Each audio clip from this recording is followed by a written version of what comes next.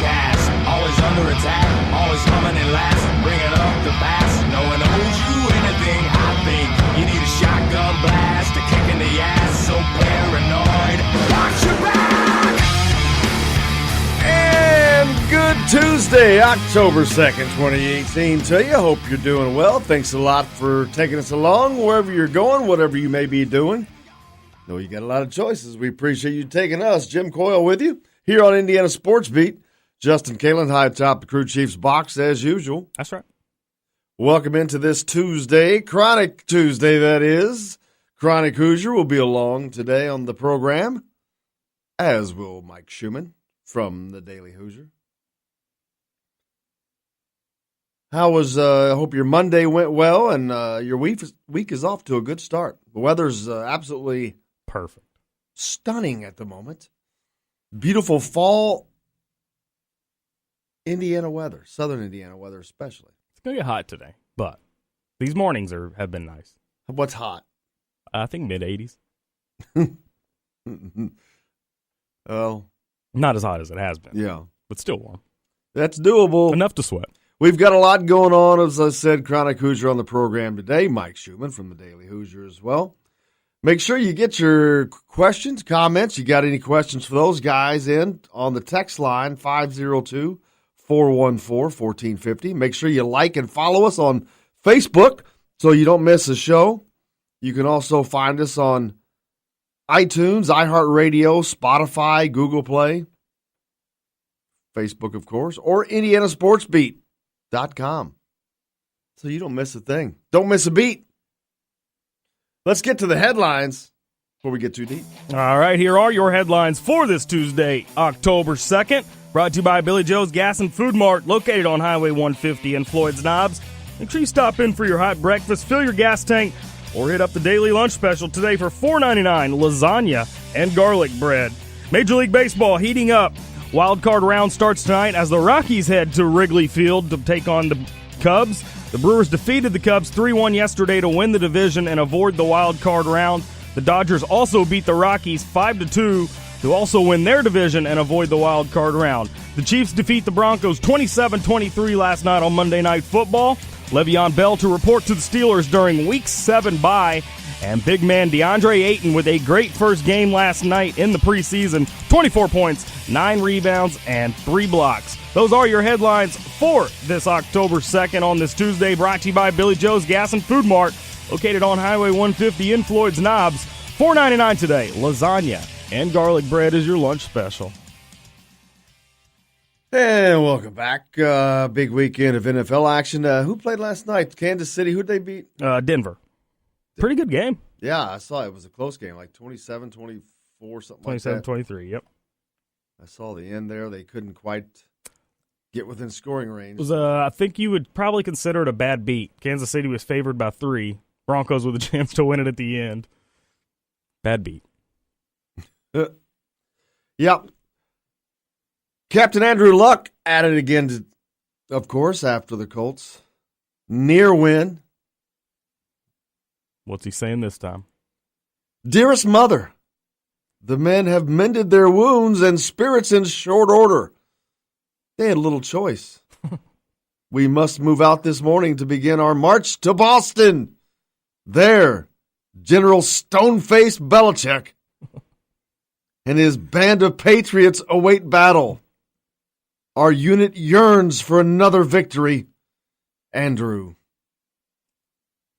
Is the Patriots the only team he can do this for, and it actually sounds legit? I think so. I mean, it's perfect. I mean, go up for the Boston Tea Party, the whole deal. How about the Hoosiers in the pros over the weekend? Tevin Coleman, of course, plays for the Falcons. He only ran the ball 14 times, but picked up 51 yards. 3 receptions for 26 yards. He had a pretty good day. Yep. Of course, they lost to the fiery-headed general Bengals, 36-37. Bengals are okay. They're doing well. Jordan Howard and the Bears, he only ran the ball 11 times, picked up 25 yards in a 48-10 win over the Buccaneers. That surprises me. He only ran 11 times in a 48-10 win. They must have been throwing the ball or a lot of big plays. And I know their backup, Tariq Cohen, played quite a bit. He hasn't played a lot this year, so good to see him get involved. Cody Latimer, no information. Didn't get anything done. Chris Covington, no stats on him as well. But see, Latimer with the Giants, they lose to the Saints 33-18. Covington's with the Cowboys. They win. Who did they beat? Doesn't matter. Yogi Ferrell starts the season off well. 26 points, 3 assists, 3 rebounds. Preseason win over the Suns, 106-102. That's a great start to the season. Yeah. Real good start. And then you mentioned, he's from Arizona, right? DeAndre Ayton. Yeah. Yep. Huge night. Interesting to see how some of those other guys are going to do. Marvin Bagley III. I still can't believe Konate did not come out from West Virginia. That'll make him even more potent. Oh, my gosh. Bagley, by the way, had 12 points, 5 assists, 3 rebounds. He plays for Sacramento as well. Stand corrected. That was DeAndre Fox. Bagley had 7 points, 2 blocks, 2 assists, 2 rebounds. Interesting to see what Chronic Hoosier has to say today. We'll be talking football and basketball, I'm sure. I've been pretty rough on the football team. A little bit. Well, that's kind of what I was thinking yesterday when we left. I'm like, tough love. I didn't say. I've not said a single thing that's not true. I can't argue that. But I mean, when you just look because at no one else says it, that's the thing. Everyone else thinks it, but don't say it. But I mean, when you look at the grand scheme of things with this football team, you're constantly talking about winning. They're 4-1. I mean, they're winning. It's not impressive. It's not pretty. You don't really thoroughly enjoy watching it. Okay, are you going to say that? Okay, but. Yeah, and they played the weakest portion of their schedule. Yeah. They're supposed to be 4-1. Their schedule was set up to be 4-1 at minimum. Yeah. They played 4 substandard teams. If they weren't 4-1, there would be problems even graver than you can imagine. Who you going to lose to? Florida International? Rutgers? Yikes. A bad Virginia team? A MAC Ball State team? Which one of those 4 are you going to lose to? I mean, they have in the past. Yeah. Ball State, they had lost 4 of the previous 5, I think. Oh, and that's the thing about this team. It's not impressive that the way they've won and who they've beaten, but unlike years past, they have found ways to win. Here, let me break it down for you in a nutshell. Here's my issue. I think Peyton Ramsey can get them to a bowl game. He can win 6 games. I think that he can beat Minnesota. He can beat Maryland. Not Purdue. I don't know that they can beat Purdue. I think they're probably going to get out coached. Helps that it's in Bloomington. They did last year. It does help it's in Bloomington. I think that because Iowa's not the Iowa of old, they can beat Iowa even. So there are 3 games that they can win. Actually, 4, really. I mean, Purdue, they can win that game. So there are 4 games that they can win. Theoretically, they could win 8 games. Will they? No. Well, who knows, to be truthful. But I don't see that happening simply because I think teams are looking at Indiana as a very limited offensive team, and they're going to just start stacking the box and blitzing and just smothering a limited offense. I think that instead of worrying about protecting another year of eligibility for Michael Penix, he could have been getting the snaps right off the bat at Florida International. I think they've handled him with kid gloves for no reason. He could have gotten the snaps against Ball State, against Virginia, against Rutgers. And he would have all the experience you need. He'd have as much experience as Ramsey had last year when he was put in against Virginia. And all I keep hearing is how much more talented, and what I've seen is how much more talented he is. but they don't want to go to give him a shot. And here's the thing.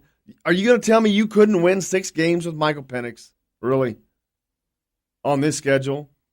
And so not only do I think that they could have done just as well this year, just as well, but the thing is they would have done much better next year. They would have hit the ground running. That's just my issue. That's just my opinion, and it doesn't matter any more than Man on the Moon, but I just disagree. Tim texted in near the end of the show yesterday and asked, is there any chance Penix transfers? Mm-mm. Yeah, I don't think No. so. No. There's no issue. I don't see it as an issue.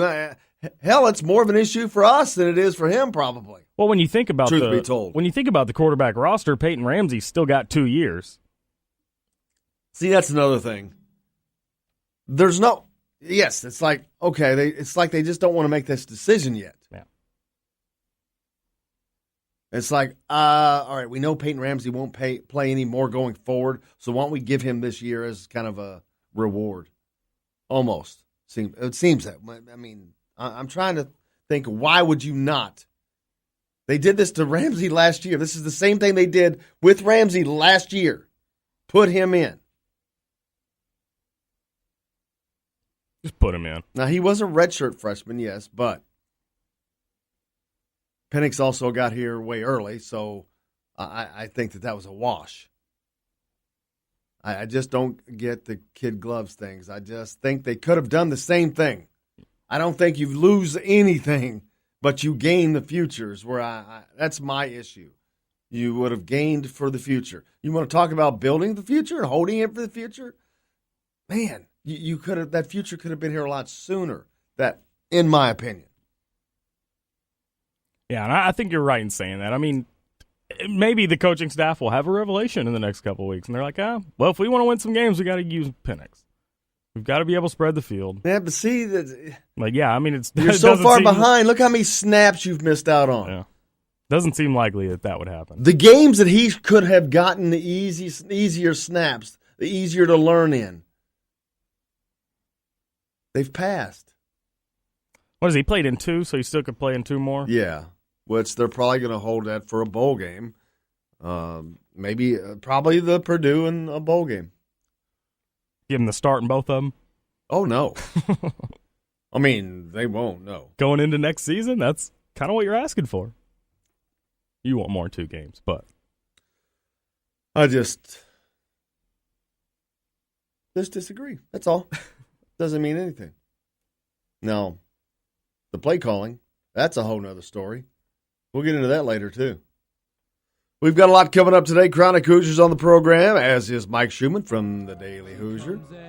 Make sure you fire us in your texts on the text line, 502-414-1450. Let us know what you're thinking. Like or follow us on Facebook. Find us on iTunes, iHeartRadio, Spotify, Google Play, or IndianaSportsBeat.com. We've got a lot more coming back here on Indiana Sports Beat. Stay tuned. Don't question why she needs to be so free. She'll tell you. If you're a homeowner and have storm damage to your roof, you want a hometown contractor you can count on and trust. Brooks Roofing of New Albany has been doing quality work since 2006. Check out their work for yourself at brooksroofingin.com. No job is too big or too small, commercial or residential. Brooks Roofing is probably working in your neighborhood right now. Visit brooksroofingin.com or call 812-868-ROOF. That's 812-868-ROOF. Brooks Roofing, the protection you need when nature strikes. This is Jim Coyle. When I'm not on the road covering the Hoosiers, you can find me at Bubba's 33 on the northeast side of I-65 at Veterans Parkway in Clarksville. Bring the team in for that post-win meal in the family dining area or just meet friends for a happy hour. Bubba's has bold burgers, hand-tossed pizzas, mouth-watering wings, and a list of select local craft brewers for the coldest beer in town. Bubba's 33 in Clarksville. Burgers, pizza, beer. Today's guest is brought to you by Bubba's 33 in Clarksville with hand-tossed pizzas, bold burgers, and ice-cold beer. Pizza, burgers, beer. Bubba's 33 in Clarksville. Welcome back to Indiana Sports Beat here on Big X Radio. Don Fisher, the voice of the Hoosiers, joins us now. Don, how are you, sir? I'm well. How are you? Great. Long weekend up in Piscataway for you. Missed out on Hoosier hysteria, but you were up calling the football game for the Indiana Hoosiers that they desperately needed, and were able to secure their fourth win of the season, which is very important for Coach Allen. Well, there's no doubt about it. It's important for the program. This football team played very well in the first three ball games, and obviously ran into a buzzsaw against Michigan State. You wondered how they were going to respond, and I really liked the way they did respond, especially in the first half of this football game. But unfortunately, it was a tale of two halves in the sense that Indiana really became a lesser ball club from a conservative standpoint in the second half. I know what the plan was. It was obviously they're trying to protect Peyton Ramsey a little bit. They're trying to establish a running game without question. But those things kind of failed in the second half, and obviously Rutgers had an opportunity to get back in the ball game and did to some degree. Nevertheless, Indiana hung on for the victory, and as you pointed out initially, this is really an important win for this program, and now they're just 2 games away from becoming bowl eligible, which is critical. One of the other things that became pretty apparent is the intent to probably to redshirt Michael Penix this year, if they can. We don't know for sure, but with him not playing the last couple of games, that seems to be the intent to save his year of eligibility. Well, and right now you'd say that's a good plan because Peyton Ramsey is playing so well. And if you looked at his performance on Saturday in the first half of this football game, it was pretty spectacular. I mean, he did just about everything you'd want a guy to do in a situation like this. He had over 280 yards, I think, in total offense in the first half. His passing was accurate, right on the money. His decision-making is just tremendous right now. He doesn't make many mistakes. He does make a mistake now and then. He tries to force a pass every now and then. But I don't think those calls or those situations are unduly his fault. And my personal belief is I'm not sure anybody on the Indiana roster could play better than Peyton Ramsey is right now when you give him the tools to do it. And in the first half, they certainly did that. Coming up this week, the Ohio State Buckeyes will be waiting for Indiana in Columbus, Ohio. A tall task for anybody, much less Indiana going there a little bit one-handed with Luke Timian's been on the shelf. Wap Fillier was hurt as well. Jay Sean stepped up great, had a great game. But they probably need all of their weapons at their disposal for a game like that. Well, there's no question. I mean, Ohio State is such a talented football team. They get virtually anybody they want from a recruiting standpoint. Their talent level is probably the best, if not the best in the country. It's certainly by far the best in the Big Ten, and I don't think there's any question that this is a tremendously talented football team. That said, they can be a team that you can go after and you can exploit a few things. And I don't think there's any question. If you look back over the last 6-7 years since Indiana's played Ohio State, they have given them, the Buckeyes, one of their tougher challenges each and every time they played them. Unfortunately, Indiana rarely hasn't ever won those ball games, but they continue to play them very tough. Penn State certainly gave them all they wanted on Saturday night. They were able to pull that ball game out. They won it by a point, 27-26, and scored 2 touchdowns late in the ball game in the final 8 minutes of that contest to come up with the victory. So talent doesn't mean everything. It does mean a lot. There's no question about it. And Indiana's going to have to play almost a flawless ball game to stay in the contest against this multi-talented ball club because they have all the tools with Dwayne Haskins, the freshman quarterback. He's already shown how good he is as a passer. Their running game with the Dobbins kid and Weber is terrific. Their offensive lines, front and for both offense and defense, those lines are just tremendous. They have so much talent there. They're big, strong, physical, and athletic, and very fast. So Indiana will have its hands full. There's no question about that. But that said, Indiana goes into this ball game 4-1, and they once again have a chance to show themselves, and we'll see how they do. Yeah, Ohio State's always a tough game, but as you mentioned, Indiana's played them very close for the last several years. Been very entertaining games, and we'll look forward to hopefully that'll be the case as well. A tough challenge, the toughest challenge yet faced by both the offense and the defense. The defense having played pretty well this year, especially for the youth that they have. They seem like they grow each game. I think that's the case too, and I'm really pleased with what I've seen. It continues to prove to me how good Tom Allen is as a defensive coordinator and how smart he is from a defensive standpoint. The one thing that we have seen in these ball games played up to this point from Indiana is that there are adjustments made after the first drive or two, and all of a sudden that defense starts to play better. And that indicates that, going into the game, the young guys on this football team haven't seen some of the things that they're seeing now previously in their experience. And that means, and Tom Allen has talked about this, you've got to give these guys a chance, because once they get their feet wet and they know what they're doing out there based on what the other team is doing, they start to really dig in and play the way they're capable of playing. So basically what you're seeing here is a young defense learning on the job, and we've seen it in every ball game. I think in all 5 ball games Indiana's played, they have been behind at the outset of the ball game, because that first or second drive of the contest, that team seems to be able to do what they want against the Indiana defense. They bend and then they break at the end, but then all of a sudden they stiffen and they start to play much better as the game progresses. So it is a young defense. They're learning. They are talented. They're dinged up a little bit right now with several players that obviously have some injury issues. They don't keep a lot of that information out there for us to see until game time, but we can see it pretty readily. Ashawn Riggins didn't play this past week. Cam Jones didn't play. Jacob Robinson, again, did not play on the defensive side. I think there was somebody else I can't think off the top of my head, but I think there were 4 defensive players that were in the mix consistently throughout the first 4 or 5 ball games that didn't see playing time. And Indiana was still able to play like they did, especially in the first half of this ball game. And I honestly think that the mistake Indiana made this past week was just they didn't come out in the second half and continue to play offensively like they did in the first half, with a lot of passing plays and letting Peyton Ramsey just kind of run them down the field. They tried to establish that run game. It didn't work, and I also think it points out that Indiana's got some real weaknesses in that offensive line, and we saw it against Michigan State, and to some degree I think we saw it against Rutgers as well.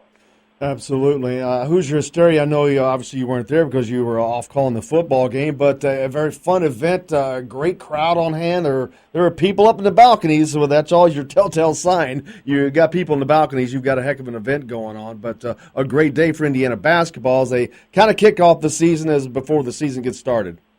Well, it's the earliest I think they've ever had a Hoosier Hysteria, not only from the standpoint of the date, September 29th, but it was also at 4 o'clock in the afternoon. Remember when it used to be Midnight Madness?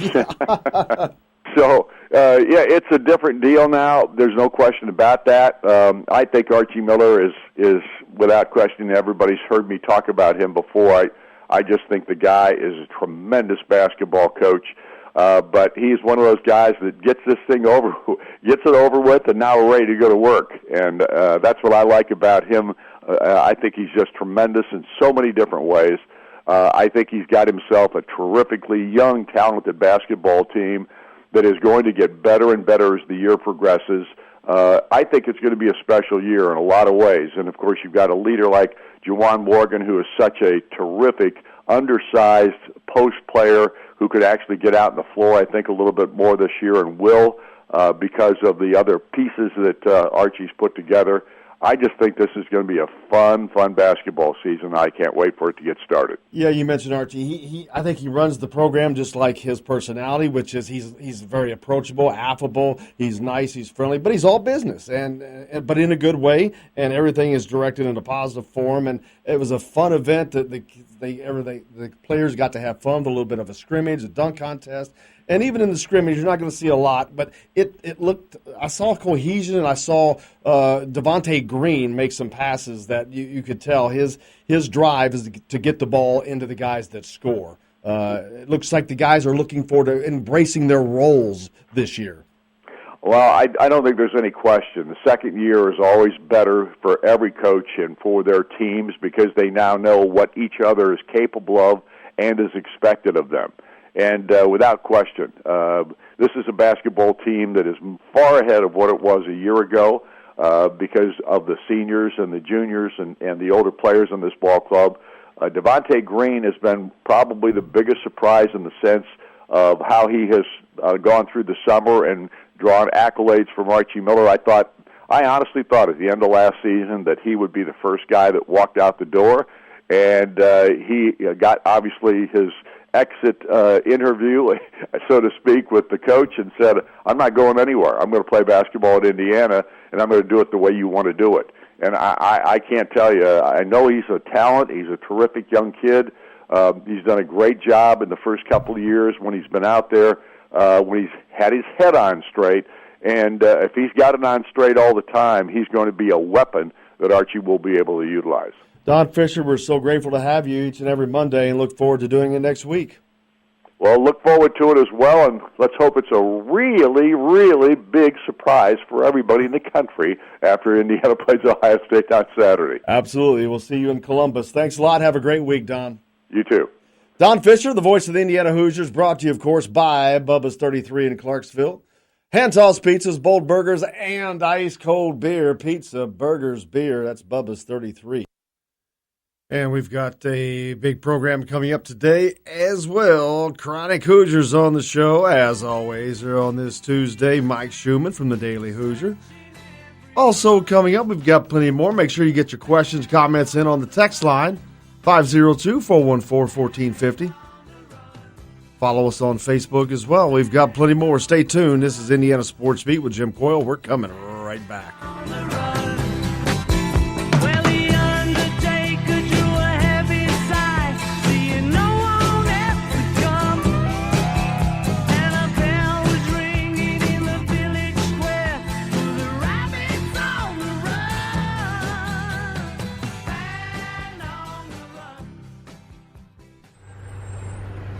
Got a problem with your big truck? Kentuckiana's Premier Truck Center is here to help. For over 30 years, truck drivers and fleet operators have depended on their great service center off I-65 in Clarksville. And now you can get the same level of service, repairs, and parts selection that's been offered for generations and save on bridge tolls with their new location on the Outer Loop in South Louisville. They're an authorized Mack, Volvo, and Hino dealer and service center, but they service all makes and models of trucks. Kentuckiana's Premier Truck Center.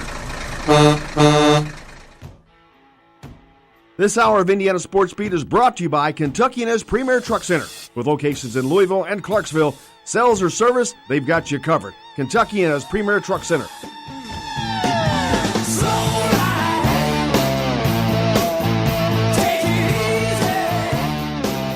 Well, welcome back to Indiana Sports Beat with Jim Coyle. Justin Kalen, high atop the crew chief's box. That's right. Keeping us rolling. I did pick up some of that NASCAR race yesterday. Did you? Replay. Kind of weird, right? It's interesting, yeah.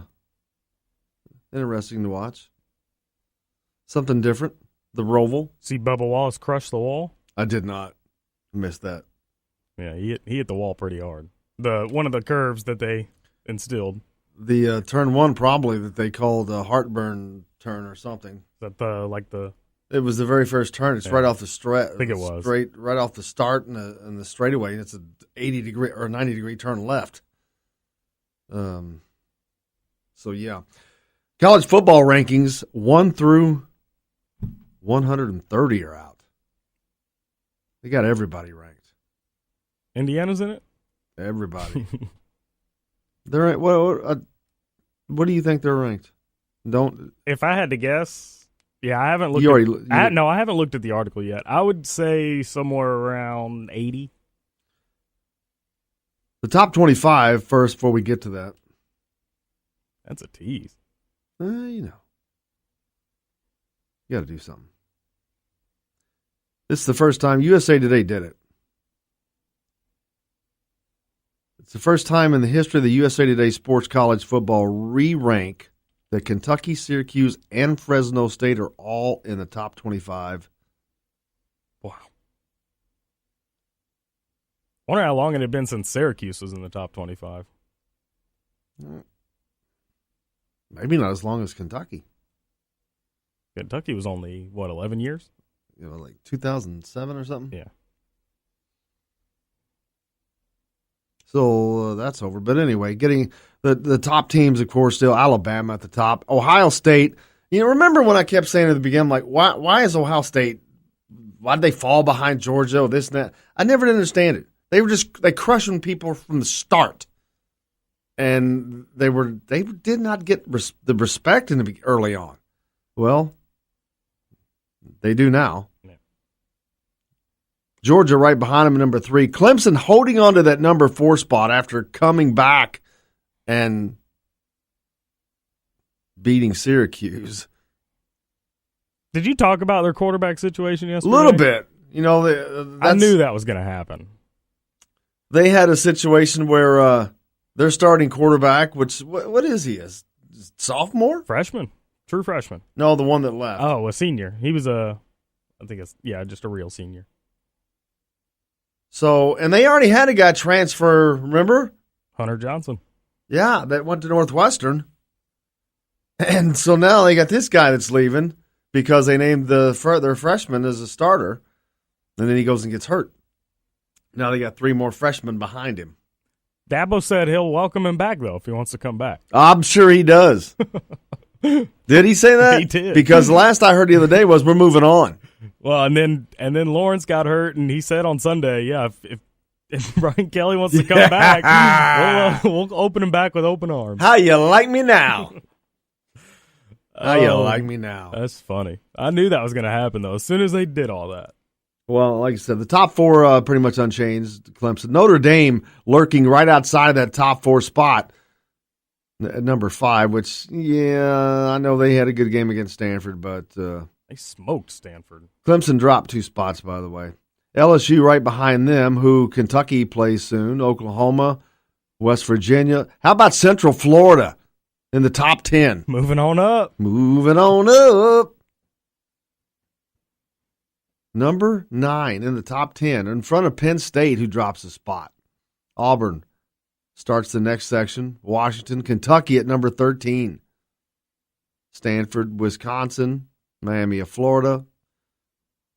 Michigan, Texas, Iowa is number 19. So there's a ranked team that Indiana will play. Again, Indiana will be playing 5 ranked teams this year.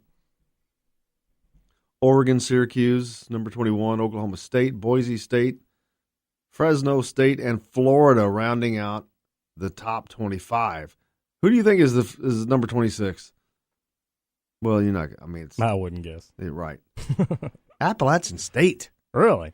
App State on the out. What? That doesn't surprise me. I mean, lurking on the outside of the top 25, dude. They only have 1 loss. 3-1. Their only loss is to Penn State.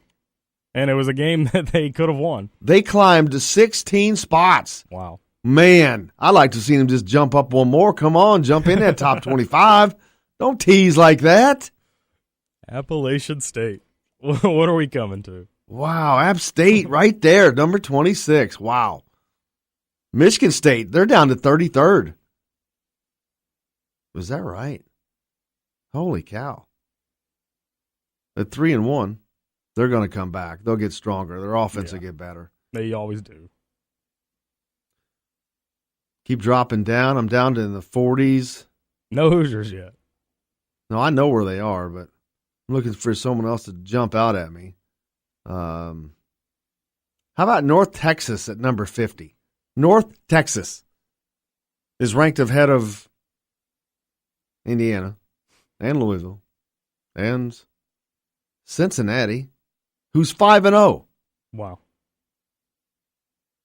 Must be a week 5. Troy's at number 51.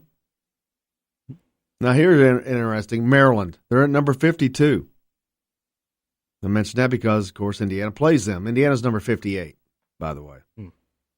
Indiana's record of 4-1. Maryland is at 3-1 right now. They didn't move. Indiana, they moved up 4 spots, but currently number 58. Florida State is down at number 63. Wow. Whoa. Good Lord. How long has it been since that's man? Poor Willie Taggart. I don't know. They're not looking good at all. No. I still haven't seen Louisville. Florida State beat Louisville, so they'd be ahead of them. There's probably. Minnesota. They're at 65. Really? 65th. Yeah, that bodes well for Indiana. That's definitely a game Indiana can win because Minnesota's just not that good. Yeah. So they should have no problem getting their 6. Purdue. How about that? Purdue down at number 80. That was my guess for Indiana. But that's a different team than what started this season out. Yeah. And I promise you they'll finish strong. Louisville down to number 86. Just right in front of Florida International. Let me give you this trio. Directly in front of Florida International, Eastern Michigan, Coastal Carolina. That's who they're in front of. I think Louisville would likely struggle with 2 out of those 3. Let's see. Let's just go to the bottom. Number 130, Texas El Paso. Number 129, Texas State. Shocks me that the 2 worst teams are from Texas, the biggest football state in the country. Kind of ironic, isn't it? Yep. New Mexico State's down at the bottom. Connecticut's down at the bottom. Oh, guess who's at 126? 5 from the bottom, 4 from the bottom. Rutgers. Hello. With their 1-4 sparkling record. But who did they beat? I cannot imagine Rutgers beating anyone in football. Well, look it up. There's bad teams. There's worse teams, man. Texas El Paso. 4 of them, apparently. Texas El Paso, Texas State, UConn, and New Mexico State are definitely worse. They beat Texas State. I'm done. There you go, man. The proof's in the pudding. They destroyed them, 35-7. Proof's in the pudding. That's awesome. But there you go. There's your rankings from 1 to 130. Interesting. They don't put that out very often. That's pretty cool. I wish they would do that every week. That would be so much work. Well, I mean, it's already comes in. It's just the number. It's just the votes added up. Yeah, I guess. But I don't know how those other teams getting ranked. They're not getting votes of any kind. Right. So I don't know how they do that. Somebody had to put that list together. But it seemed rather accurate to me. Yeah. I mean, I didn't see anything that stood out of place. I think Louisville could have been a little lower. They're bad. They are bad. Wow. How the mighty have fallen. Are they not chomping at the bit? They want Jeff Brom. I'd be happy to see him go. They could realistically go 2-10 this year, Louisville. Oh, yeah. I mean, they won't be favored in a game for the rest of the year. They want Jeff Brom. The Brom family, long ties to the city of Louisville. All the Broms went to Trinity High School there. Played for the University of Louisville. Coached.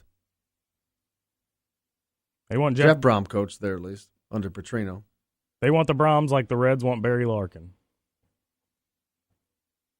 Well, this is more so. This is like a family dynasty here. That's Oscar true. Brom, so well known from back in the day, and the Broms, just a great football family from over there.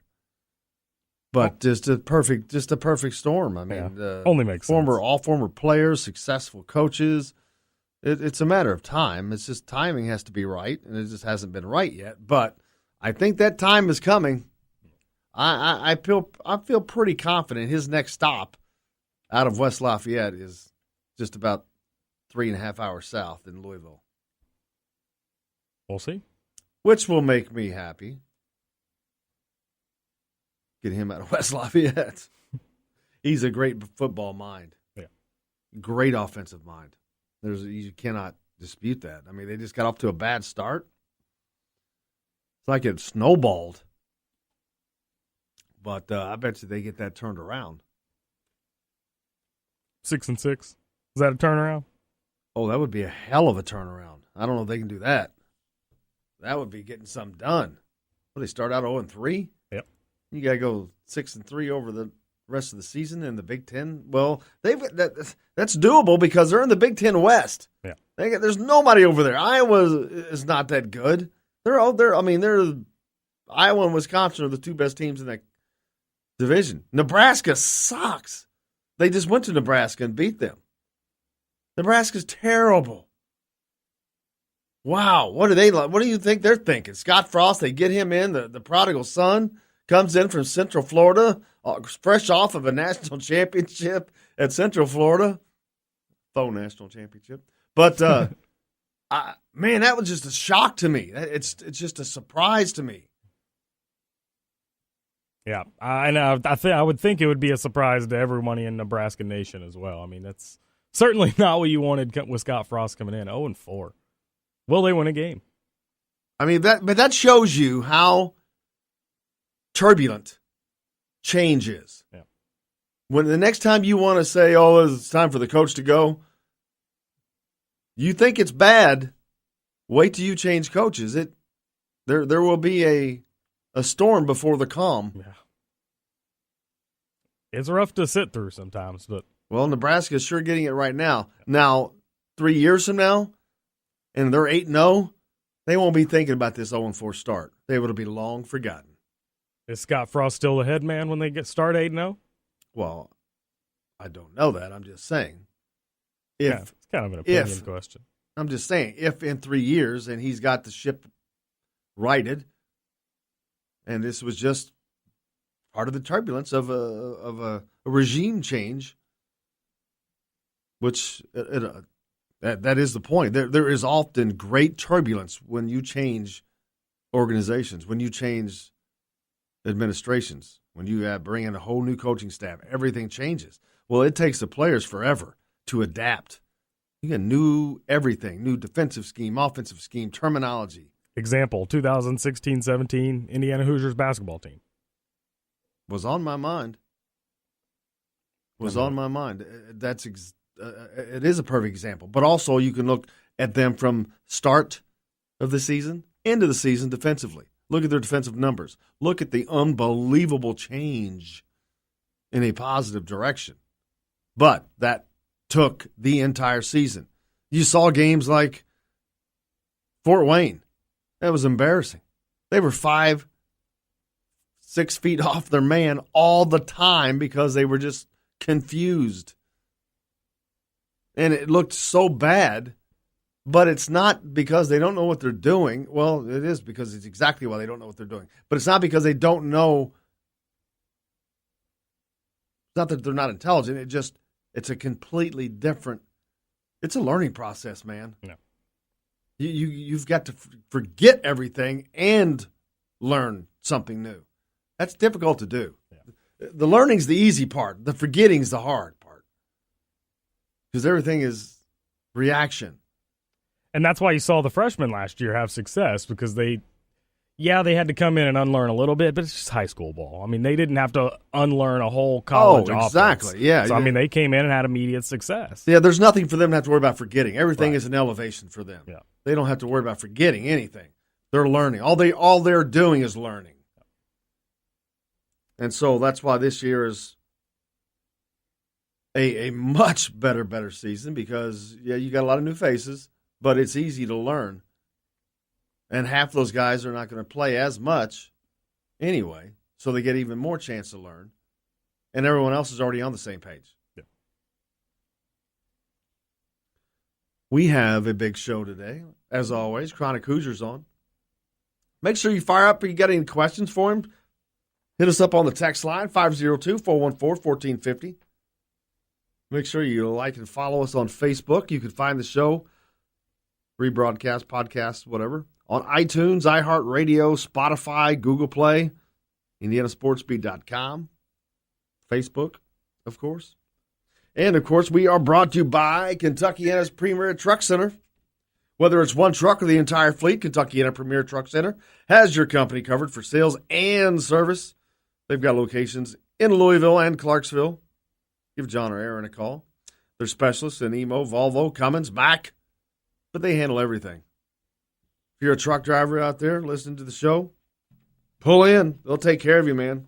sales and or service. They'll come get you. They'll probably buy you lunch if you have to, if you got to wait. Dang. Well, you know. Speaking of the text line, 502-414-1450, that number again. A little worried about Joker. Think he might have lost the text line number. So 502-414-1450. Everyone gets a day off. That's his second day off. Oh. Did you make him mad? That's the only reason I'm a little worried. Did you make him mad? Maybe. I don't think so. I thought I saw him respond to something. Not on the text line. Well, to me, maybe. I don't know.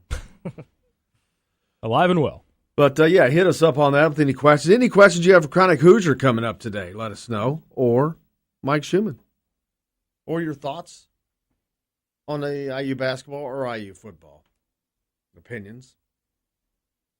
Speaking of thoughts on IU football, Tom Allen gave his thoughts on IU football against Ohio State here on Saturday. Focus our attention to a very talented and very, very good football team in Ohio State.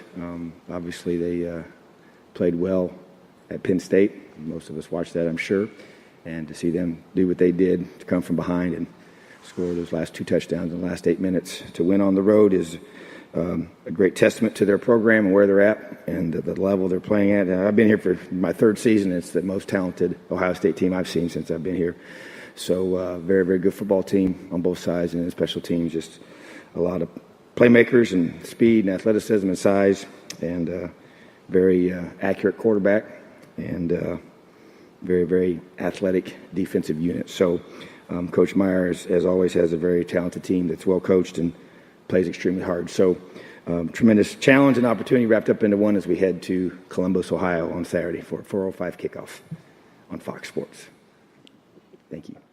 Question? He cracked me up yesterday. I was watching that. He was cracking himself up. He was like he was doing a commercial, but he knew he'd already kind of caught himself into he's like falling into the role of an announcer with 4:00 kickoff on Fox Sports.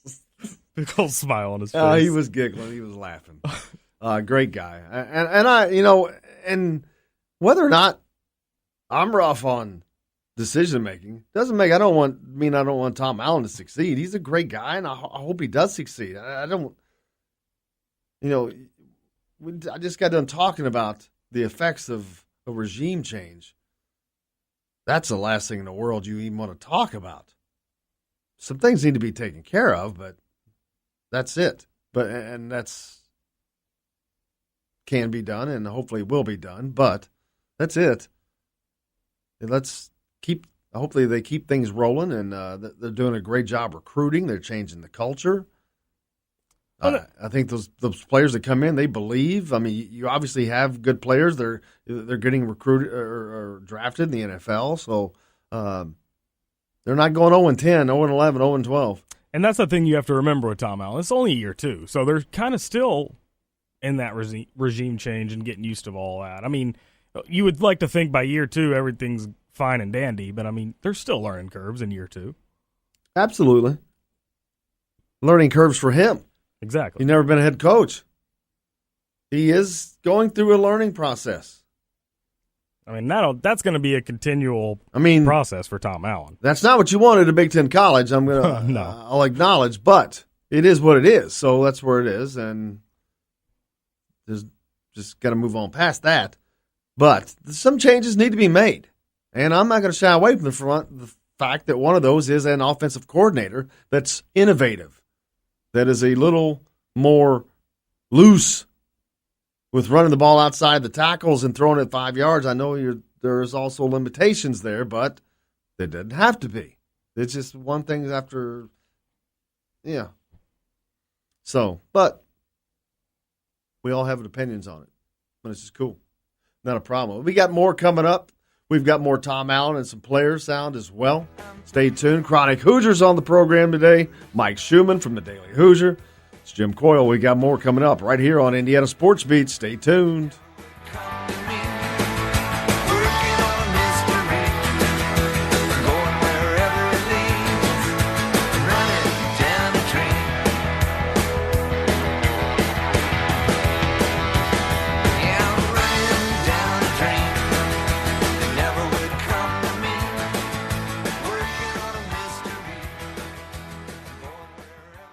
We all want a winning smile for those championship photos, and that's exactly what you will get at Reynolds Family Dentistry in Sellersburg. Reynolds Family Dentistry has been serving the dental needs of Hoosier families for over 30 years. Let Doctors Roger and Jay Reynolds take care of your family. Just off of I-65 at 809 South Indiana Avenue in Sellersburg. Call 812-246-3368. That's Reynolds Family Dentistry, 812-246-3368. This hour of Indiana Sports Beat is brought to you by Brooks Roofing. Brooks Roofing is an Indiana contractor with over a decade of service. Find Brooks Roofing at brooksroofingin.com. They're probably working in your neighborhood right now.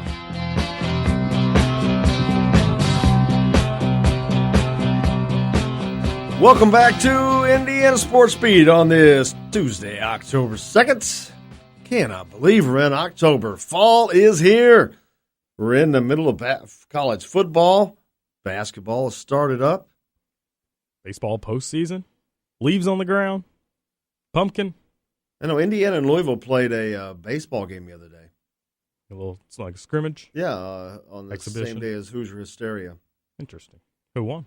I don't remember. I don't remember if I saw a final score, to be honest with you. I don't think that I did. One of the listeners was messaging me the score, and then I forgot. Ran into DJ Zip the other day. If you're from Southern Indiana, you know that name. Great names from Providence. Long line of history and athletics there. And with the school. Watching some football on Sunday, it was enjoyable.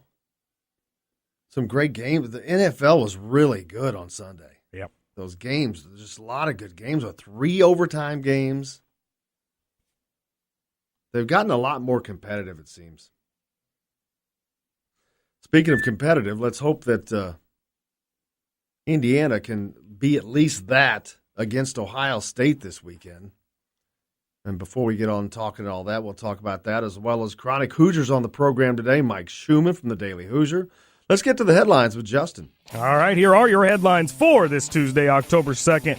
Brought to you by Billy Joe's Gas and Food Mart. Major League Baseball heating up. Wild card round starts tonight as the Rockies head to Wrigley Field to take on the Cubs. The Cubs lost to the Brewers yesterday in a chance to win the division and avoid the wild card, but the Brewers defeated them 3-1. Dodgers also beat the Rockies 5-2 to win their division and avoid the wild card as well. Chiefs defeated the Broncos 27-23 last night on Monday Night Football.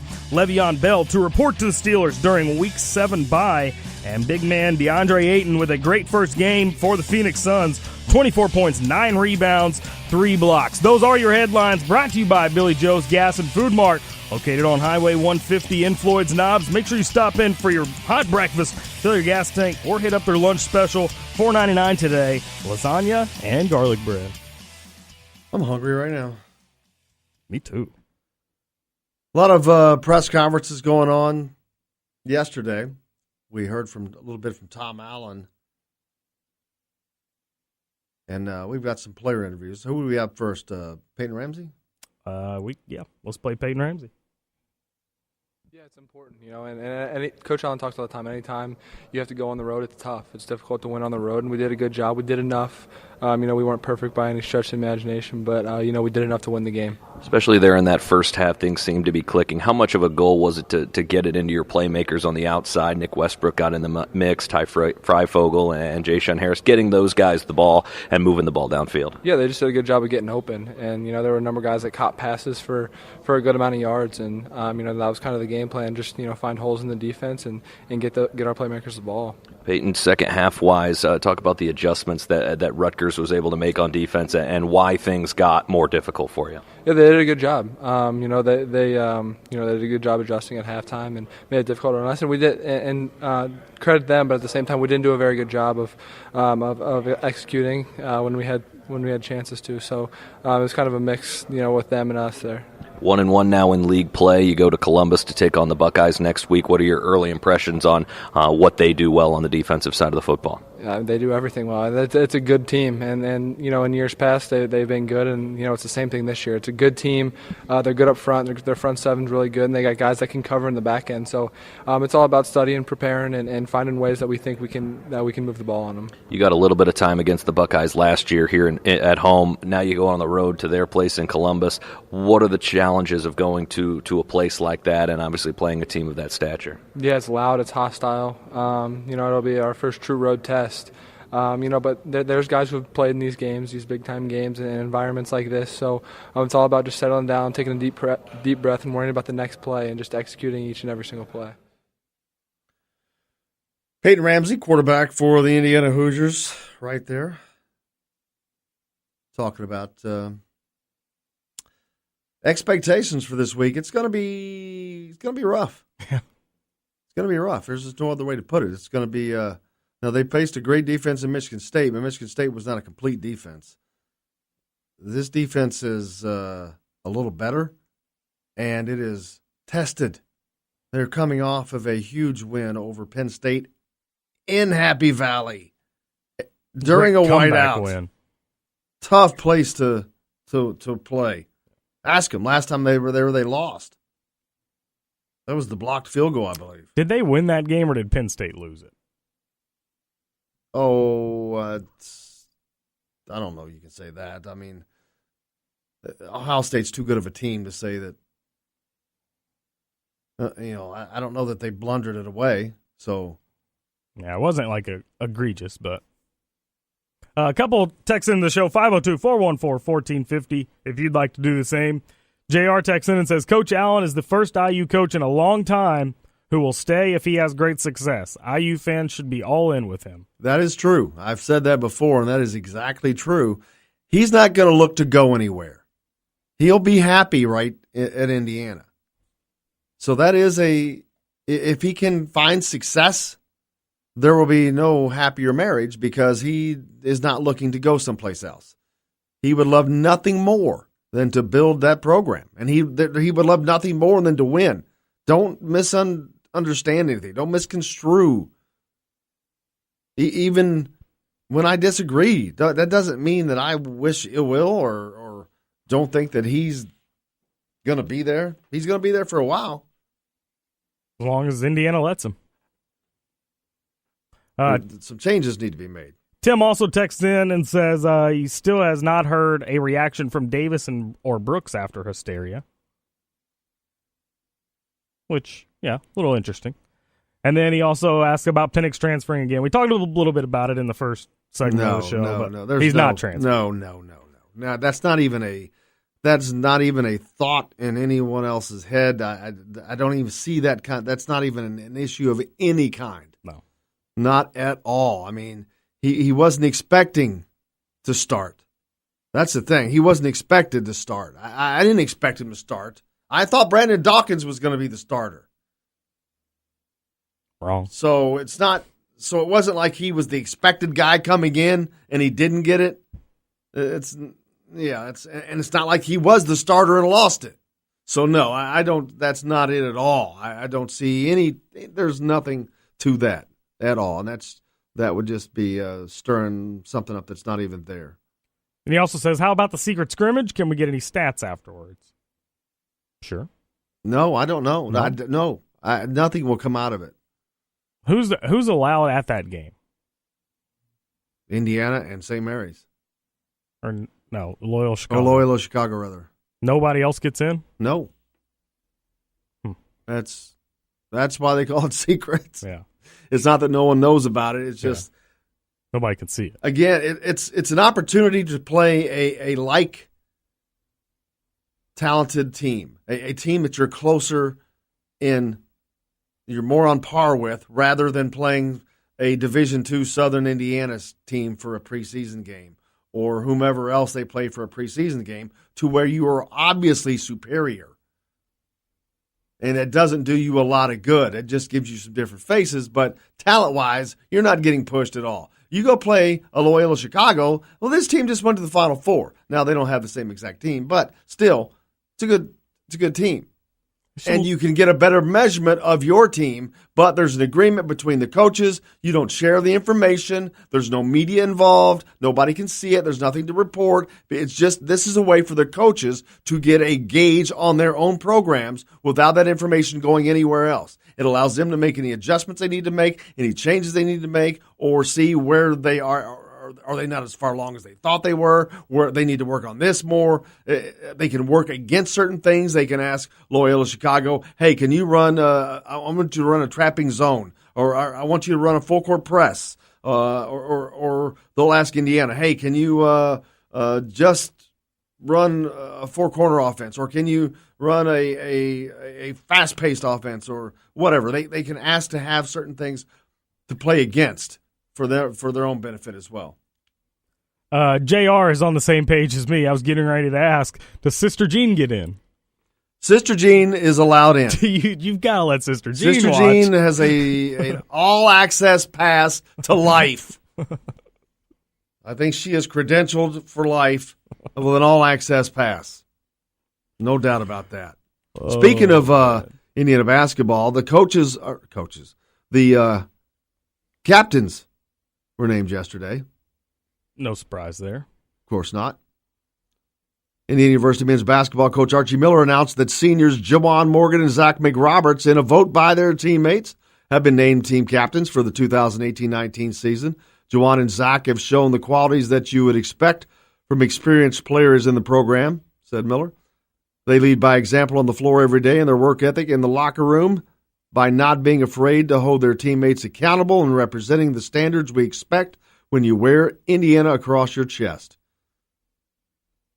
They are two of the most selfless individuals you'll ever meet and clearly have earned the respect of their teammates and coaching staff. Morgan is in his fourth year with the Hoosiers and earned all Big Ten and all district honors as a junior.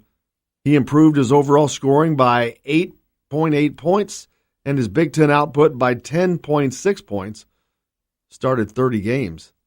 He averaged 16 points overall and 7.5 rebounds. He needs 170 points to become the 52nd player in IU history to reach the 1,000-point mark in their career. He'll get it. Oh, yeah. Philly needs 170. You have to break that down a game. That's like not 5 games. I was going to say 6 games. That's not. Well, no. At what? At how many? A little more, but I mean, you're scoring 20 points a game. That's only 8 games, 9 games. You think he's going to be scoring 20 points a game? Not every game, but I think he'll have a couple 25, 30 What do you think he's going to average? He averaged 16 points a game last year. Probably 18 and a half. I say 12. I wouldn't be surprised. But, yeah, I mean, I'm not surprised that Zach McRoberts or Juwan Morgan was named captain. I mean, when we went to the media days up there, they were the two seniors. They were the 2 seniors, but they're the 2 most confident on the mic as well. I mean, they sounded like leaders. They stood up in front of their team, and they took a blunt of the questions. Both Juwan and Zach McRoberts did. So I wasn't surprised. Well, yeah, they're the 2 seniors, so like I said. TV schedule was released as well, the full TV schedule. So you can find that if you go online. I don't think that there was anything earth-shattering on it, but that's because I haven't gotten it open yet. That's mainly why. But, yeah, those are the 2 leaders, man. They were the 2 leaders last year, and they're the 2 seniors, and so you expect nothing less. We're going to take a break. We've got Chronic Hoosier on the program today because it is a Chronic Tuesday. He'll be up next. Mike Schumann's also on the show, so make sure you come back with us here on Indiana Sports Beat. Goodbye to all my friends at home. Goodbye to people I've trusted. I've got to go out and make my way. I might get rich, I might get busted. But my heart keeps calling. If you want to get your day off to a good start, then stop at Billy Joe's Gas and Food Mart on Highway 150 in Floyd's Knobs. While you're filling your gas tank, you could fill your own tank with a hot breakfast or try one of Billy Joe's daily lunch special. Billy Joe's Gas and Food Mart opens at 5 a.m. and everything is made fresh daily. And if you bring your own mug, coffee is only 50 cents. And Billy Joe's also has free air. The best place to start your day is at Billy Joe's Gas and Food Mart on Highway 150 in Floyd's Knobs. Today's guest is brought to you by Kentuckiana's Premier Truck Center, located 5 miles north of downtown Louisville, just off of I-65 at Veterans Parkway in Clarksville. All my friends know the low rider. The low rider is a little higher. You know what that means. It is a Chronic Tuesday. Our man Chronic Hoosier's along for the ride. How's it going, brother? It could not be any better, man. Could not be better. Hoosiers are 4-1. It's officially basketball season right now. Times are good in B-Town, brother. Weather is very perfect for a fall Bloomington day, Bloomington week. It's beautiful weather right now out there. And around. You know what's even better about the weather? I just checked the forecast. I'm going to be in Florida in 4 days. That's the best weather ever. Absolutely. So you're going to miss the Ohio State game. Well, not from you'll see it on TV, but coming up. We'll probably be rolling up to the condo right about when it's finishing up. So I'm going to be with Buck and Don on the radio is my best guess.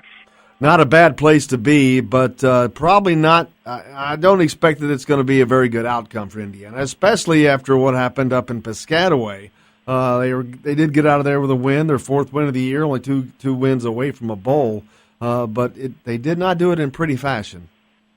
No, they absolutely did not. And, talk about a tale of two halves. You had a game that started off about as well as you could have asked for IU, but perplexingly, the defense continues to just lay an egg on the very first, one of the first two drives here.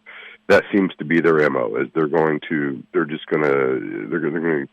not provide a whole lot of resistance whatsoever. In this case, at Rutgers, it was in the very first drive. And then the Hoosiers proceeded to rattle off 24 straight points. They went touchdown, field goal in the first half, scored on every single drive. But you can almost look at that final drive of the first half where they had a touchdown called back. I believe there was a holding call. I can't remember if Ramsey connected with Jay-Sean Harris, Westbrook. I forget who he hit. Took it to the house, had to bring it back. But that was really kind of the turning point for that offense, because from that point onward, they really weren't able to get a whole lot much of anything done in the second half. And fortunately, they were able to hold out against a team that was as limited as Rutgers was. But to go in the second after scoring on every single drive and go punt, fumble, interception, and then they just ran the clock out. It was about as ineffective as a team could be after being about as effective as the team could be. And the defense, again, continues to do their job. And I don't know how much of that late surge from Rutgers was just the defense being gassed because they were constantly being forced back into position, just letting up because of the lead. I'm not exactly sure what went on in the second half at Piscataway, but it certainly was the opposite of Coach Allen's mantra for the season, which was finish. Just finish the game. It's something the Hoosiers struggled mightily with last year, cost them a bowl opportunity. It wasn't fatal in this last contest, but it's certainly not something that's going to send you into Ohio State with a whole lot of promise. All that said, editor's note here, last time I rolled into Florida with the IU-Ohio State game on, Xander Diamont was working some kind of sorcery there in Ohio Stadium. So who knows what's in store. Absolutely. I had hoped they would at least be competitive in this game. This is not a game I ever thought that Indiana would have a shot in. It's on the road. I mean, Ohio State was known to coming into this season as being one of the, as they always are, but especially this year, as good as they are. They're number 2 right now, but they could be the best team in the country. We don't know. But so I never expected this to be a game Indiana would really have a chance at winning with the youth that they have going for them. So hopefully they can come out of this game healthy, get some things done, and move forward, because they have a winnable game the following week against Iowa. And with the guys like Luke Timian out right now, while Filliar, this is probably a great week to leave them sitting, get them healthy, bring them back in time for Iowa. No, unquestionably. I think that's going to be one of the biggest things coming out of the Ohio State game is just stay as healthy as you possibly can. I for the life of me, I don't see any way on earth how IU is going to manage to be very competitive in this game. Just the lack of vertical attack in the offense. The running game was able. I think they were at 178 yards total on the game against Rutgers. 58 of that coming from Peyton Ramsey scrambling. It certainly wasn't necessarily a dominant running performance. They did get 2 of their touchdowns off of rushes, but those were from short range. I just don't see how anything IU has in its arsenal right now is going to be, at least offensively, is going to be anywhere close to effective against a defense as stout as Ohio State's. You hate to just sit there and look at a game and say this is an automatic loss, throw it away, pack it in before you ever even get to the stadium. But let's be honest here. This is one of the best teams in the country. This is a team that is stocked all the way across the line on offense and defense.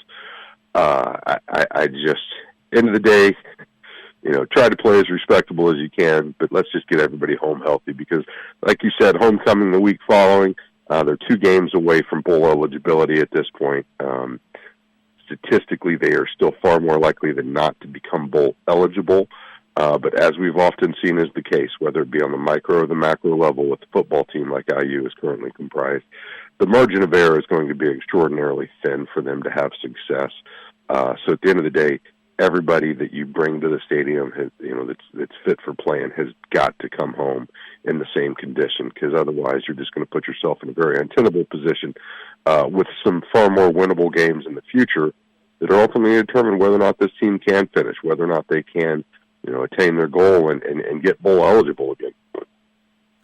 And you talk about a margin of error that has been reduced. It has been reduced. Well, with Michael Penix obviously heading towards an apparent redshirt season, damn phone just came on. Have they narrowed that margin down even more so? Because now you don't have a backup option really that gives someone something that is a different look or a look that can really be effective. No, I think I struggled with this in the second half last weekend. This offense is what it is. It is not with Peyton Ramsey, and I don't want to be the guy that's constantly bashing him, because I do think he adds a level of dynamic to the offense with his ability to run the football in the RPO that does give them another dimension. I don't know that ability is enough to offset his inability to get the ball downfield with regularity. We saw a couple of instances where he had a couple passes that he sailed out of the end zone, overshot his receiver considerably on 2 occasions in the first half. Not particularly accurate, not particularly strong. We saw another couple of instances where, when the ball does travel 12, 15 yards out of his arm, it tends to float. It doesn't get there in a lot of hurry. And for defenses that can close, that are really strong, aggressive, have length, that's going to pose all sorts of problems. It's a situation, though, where I feel like they have tied one arm behind their back offensively by not at least considering Penix, especially in a game against Rutgers. If they were trying to get him experience, second half of that game is exactly the type of situation where you want to put him in, like we saw to start the season against Florida International. And based off that, it very much seems like more likely than not that absent an injury to Ramsey, you're probably not going to see Penix more than once, maybe twice, so as not to put his red shirt in danger. He's still kind of a break glass in case of emergency type usage right now. But with the limited view we've had into his capability, I think he brings a dynamic to this offense that it sorely needs for a number of reasons, not the least of which, because if you're going to achieve that run-pass balance that the staff has talked about trying to establish, unless you can get the ball beyond the chains with any regularity, or at least attempt to with confidence. And I think that's one thing that many people, both fans and opposing staff, alike have seen is they don't have a lot of confidence that they're going to go long. So if you don't feel like they have that kind of confidence, why are you even going to bother defending against it when you know it's a risk that's not likely to come up?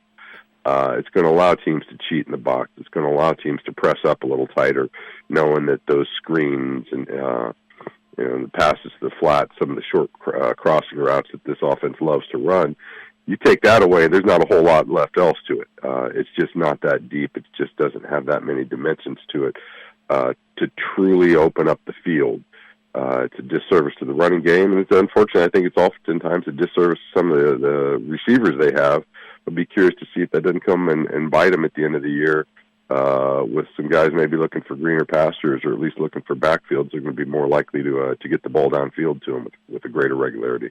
Talking with Chronic Hoosier, and another fear is these teams.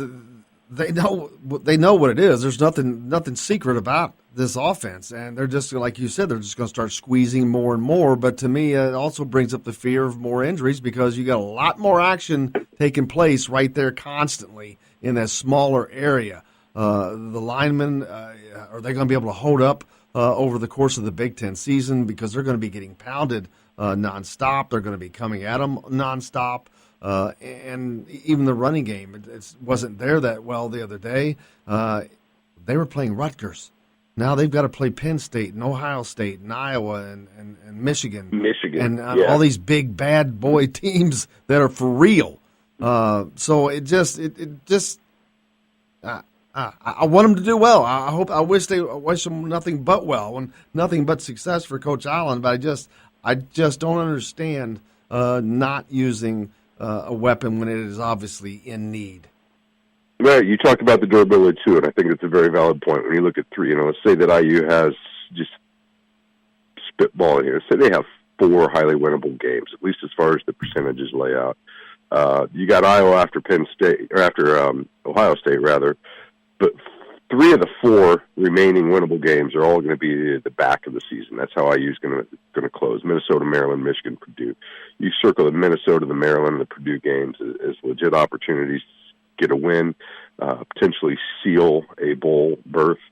You're going to be at your thinnest as from an injury standpoint by that point in the season. Again, it stresses the imperative nature of keeping guys available because they just don't have that kind of a depth. And I think that's one of the things you're going to see against the Ohio State is what happens in the Penn States and the Michigans for that matter is what happens in the third quarter when the contest is still potentially in doubt. And you're lining up with 4 of the 11 are going to be second string players. Teams like Michigan, teams like Ohio State, teams like Penn State, they don't suffer the type of drop off that teams like IU do when you get that deep into your depth chart, when you start bringing in a lot of the backups, a lot of the reserves, whether it be just to give guys a breather or because of injury. That's often been where IU gets exposed, is when you have to start getting down into the depth chart and doing it multiply across the line. This is going to be one of those situations where if they can't make it to the final stretch, to the home stretch of the schedule, with as much starting depth as possible, that's when things really start to get a little squirrely for IU historically. Good news, Chronic, is, as you mentioned, basketball season. Hoosier Hysteria kicked off on Saturday, and even though you don't get to see much at all from that scrimmage, it was not much at all. I saw a little bit. Devontae Green, I came out of media day seeing him as someone who had this air of confidence, and he played just like that. Made a couple of nice passes, which, again, this was just a knock-around scrimmage, but he made some nice passes. They looked in sync. They looked like they played well together, and they looked like they were having fun together. I tell you what, you talk about something to be seen. That's exactly what I walked away from Hysteria. That was just a spectacle for the eyes. That was something else. The graphics they had going on. Production value of this Hoosier Hysteria by far, just nothing even remotely close to what we've ever seen before. I felt that was representative of what they put on the court. That was an extremely deep team. The link that Archie's working with this year, I'm incredibly perplexed just to figure out what kind of rotation he's going to end up running, because right now, and obviously this this is kind of a throwaway scrimmage. It's just a public run, just so that people can lay eyes on these kids. They get to put on the candy stripes for the first time. I left pretty impressed. You look at where they were this time last year to where they are right now. I think what we've seen pretty much across the board, the returning players certainly look bigger, physically, muscularly bigger, just more developed. The incoming class, the freshman that he's got right now, not the least of which being Race Thompson. He absolutely floored me. This looks like a kid that's going to be able to come in and really get into the mix right out of the bat, right out of the box. X factor, man. He is the X factor. Oh my goodness! You know, you look at some of those games where perhaps Juwan Morgan got boxed in a little bit last year because he was, largely the sole focus defensively. You're not going to be able to do that with the type of lineup Archie's going to be able to put out there. You're not going to have a lot of of stepping down as far as the physicality whenever he has to go take a breather. I think you've got no less than 10, probably 12 people who should legitimately be competing for minutes. I think the internal competition is going to be tremendous for this team, something that they did not have in years past. I was absolutely floored. I felt like it was one of those games where perhaps the length that was on both sides kind of kept the paint cleaned up. We didn't see a whole lot of spectacular drives, not a lot of stuff getting mixed up in the lane. Evan Fitzner, I felt, was true to form, or as advertised. He was out there absolutely stroking it. This is going to be a team, we'll see what the point guard play looks like when they're going up against other high-level guards. I felt like Romeo was a little muted, but that was to be kind of expected with as much was going on out there. I think more than anything, what's going to be key for this team is really figuring out what kind of a rhythm it wants to play with, as far as its tempo up and down, as far as its ability to keep the ball moving around, because, no matter who's out there, I think one thing that's going to be, that was apparent leaving the gym on Saturday, there's going to be a lot of guys out there that can score the ball in a lot of different ways. And if the team is unselfish, if they're willing to share the ball, keep it moving, make the next pass to hit the open man, there's going to be some kind of offense to watch this year, which is a sight for sore eyes after some of the scoring troubles the Hoosier had last year. And I think more than anything as well, the talent he's got out there is going to be able to take his defense to a whole other level. You certainly didn't seem to have any of that, the blank stares when people were trying to figure out what's his pack line supposed to be all about. I felt like obviously the veterans knew what they were doing out there, but the rookies seemed like they were pretty much up to speed as well. So I'm super excited. I think this is going to be a fun basketball season once again in Bloomington. Looking forward to a Chronic Hoosier. Appreciate you joining us as always, man. Look forward to it next week. Oh, you won't be here next week. You'll be sitting on a beach, unfortunately, so we have to wait 2 more weeks before we get another dose of Chronic. I'll catch you homecoming week, brother. All right, man. Have a great one. We'll talk to you. Enjoy your vacation. Will do. Be good. Chronic Hoosier joining us, courtesy of Kentuckiana's Premier Truck Center. Whether it's one truck or the entire fleet, Kentuckiana's Premier Truck Center has got your company covered for sales or service. They've got locations in Louisville and Clarksville. Give John or Aaron a call. Specialists in Volvo, Emo, Cummins, and Mack, but they take care of everything. We'll be right back with Mike Schumann from the Daily Hoosier here on Indiana Sports Beat.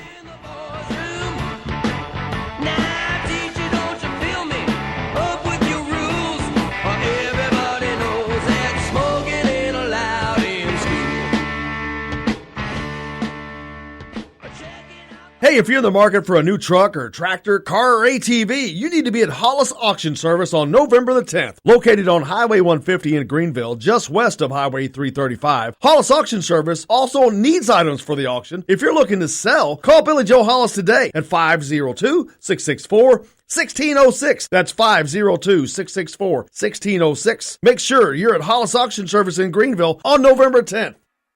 Today's guest is brought to you by Bubba's 33 in Clarksville. With hand-tossed pizzas, bold burgers, and ice-cold beer. Pizza, burgers, beer. Bubba's 33 in Clarksville.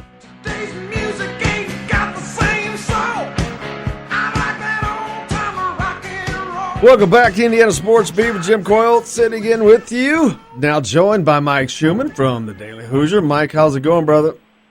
I'm doing great. How are you doing this morning, Jim? Cannot complain. I saw that, just talked with Chronic Hoosier. The Indiana Hoosiers named their captains, Juwan Morgan and Zach McRoberts. Of course, no surprise there, the two senior leaders on that team.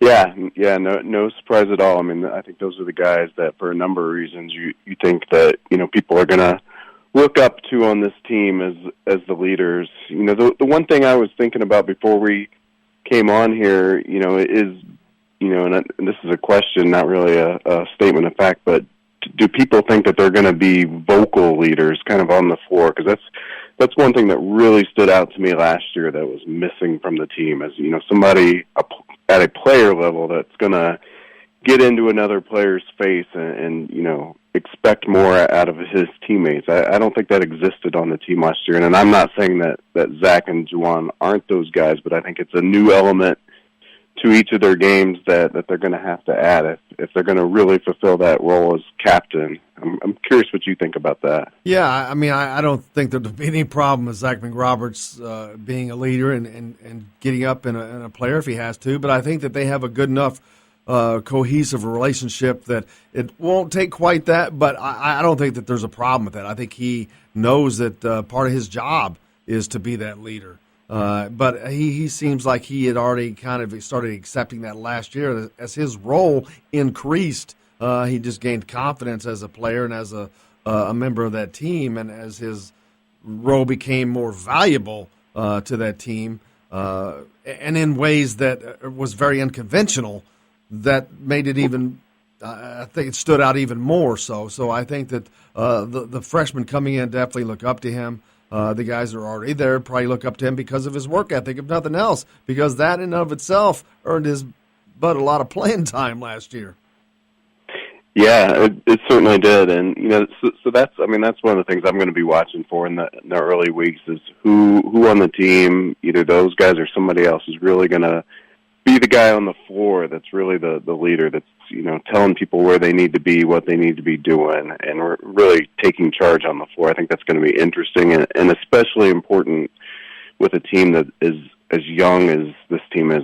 They're undeniably talented, but they're also still a lot of guys that last year we struggled with an entire team not comprehending the system and what Archie was trying to get done. We're still going to have a decent percentage of the team this year that is relatively new to the system, but the advantage is you got guys like Morgan and McRoberts that have a year under their belt that can hopefully take charge. That's definitely something that I'm going to be looking for. And to that point of, McRoberts earning playing time last year, to me, coming out of Hoosier hysteria, that's the biggest question I have about this team overall is, who's actually going to see the floor? I mean, this, I suspected without seeing them live that this was a very long and talented and deep team, but there's no denying it now. I don't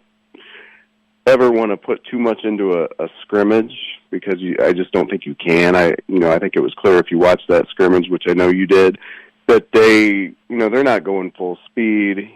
Archie wasn't really into it. He was just kind of sitting there watching it, and all that's what you expect. But there was enough going on there to know that really top to bottom, everybody on that team can play. Everybody has at least one unique talent that they can bring that's going to help them see the floor. But by the same token, they all are not going to see the floor, at least not in any one given game, because there's just too many guys. It may be that a guy like Jake Forrester doesn't play right off the bat but plays later in the season, and that's just one example. You could go through the whole roster, but I actually think you'll see him more early on. I agree with you, but then if you really go through the exercise of allocating the minutes, it's like if you're going to give time to him, do you take time away from Race Thompson, or those are just examples, but it's really hard to do.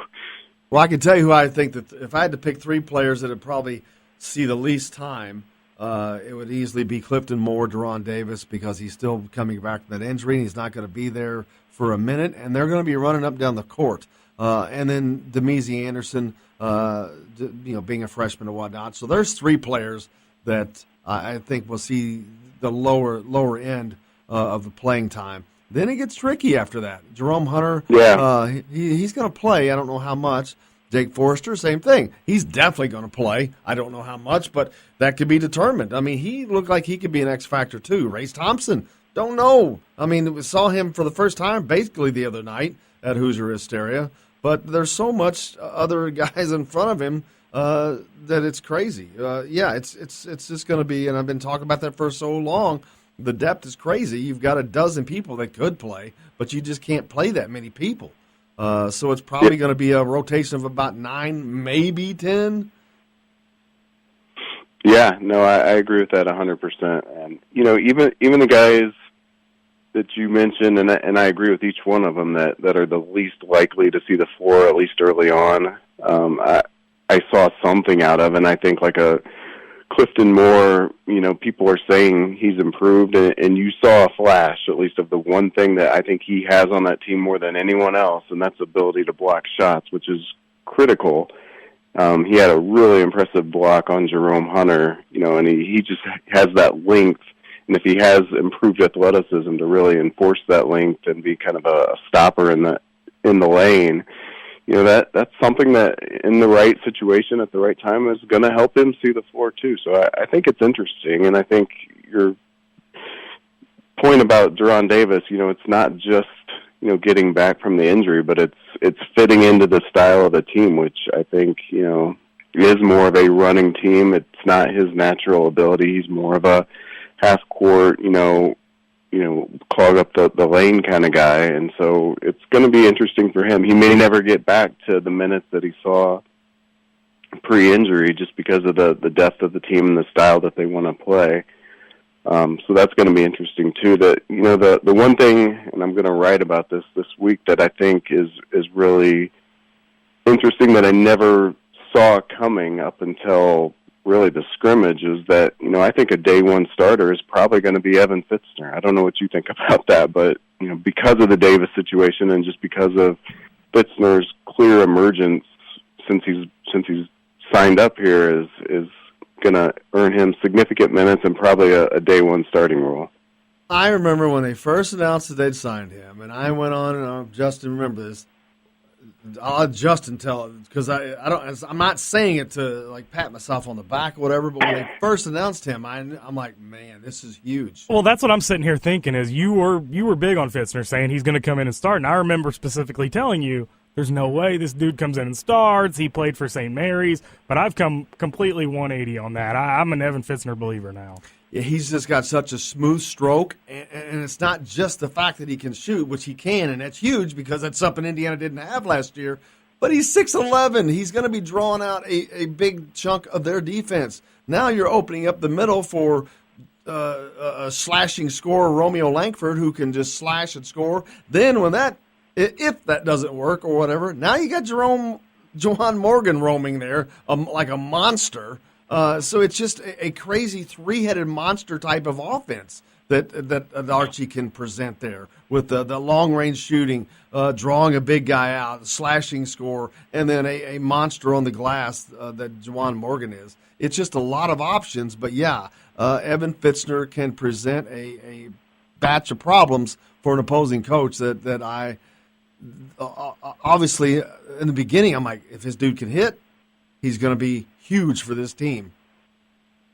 Yeah, I mean, and it was easy to underestimate him, right? Because he didn't start at St. Mary's. It's like, we're a proud fan base here, and we like to think, gosh, if this guy can't start for St. Mary's, how the heck is he going to ever see the floor for IU? Well, first of all, St. Mary's is a really good program that, frankly, has probably been better than IU the last few years. But second, it's just about the right fit, and I think you hit all the key points there. It's spreading the offense, and it's once you have spread the offense, it's the ability to knock down the shots, and of course he has to do it in the game. But that was the first thing from that scrimmage that stood out to me is, I think he hit at least 3 threes in 15 minutes, and looked very natural and easy doing it. So, for that reason as well, even when Davis is fully healthy and fully back, I think he's going to really challenge him for minutes and may never give up that role. It reminds me a lot of Max Bielfeld in